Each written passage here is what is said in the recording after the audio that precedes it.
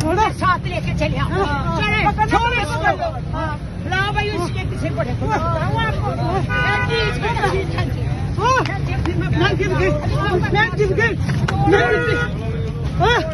वो मेरी जूती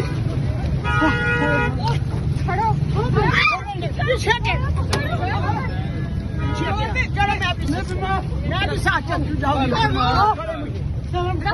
मुझे नहीं खड़ा चलो उधर करो पकड़ो जूता मेरी कार मेरे को कुछ हो गया अगर आपकी वो होती तो आप क्या करते आप कोई नहीं घर पे मर चुकी है सबकी उठा लो यार तुम बाहर हो यार काम करके इंसानियत है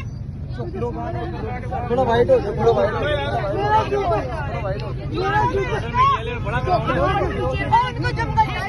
को सांस लेने दो छोड़ो उसे अगर वो मर गई तो मैं इसलिए तस्वीरें को जा रही हूँ FI मैंने ना कटाई दे चलो पूरी बात चलो यार बहस की तो बगैर झगड़ा की तो बगैर चलो कोई गल नहीं करीदा मोटरसाइकिल उतरी है ना एक मिनट साथ ले लेंदा बिल्कुल साथ ले अगर मोटरसाइकिल उतरी तो मैं क्या उतरी है ना तो ला देने अच्छा धमकियां नहीं दे कोई मां ਤੁਹਾਡੀ ਨਹੀਂ ਬਣਦੀ ਮੈਂ ਤੁਹਾਨੂੰ ਪਹਿਲੇ ਵੀ ਕਿਹਾ ਚਲੋ ਠੀਕ ਹੋ ਗਿਆ ਉਠਾਓ ਬੇਟਾ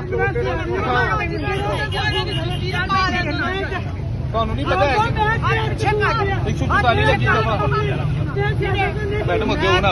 चलो मैं सियासत में नहीं हूँ मैं चलो नहीं है वेरिफिकेशन बाद छड़ देने नहीं है चलो मैं चकमदार से आ रही हूँ चलो इधर करो वो मेरा घर में बंदा बीमार है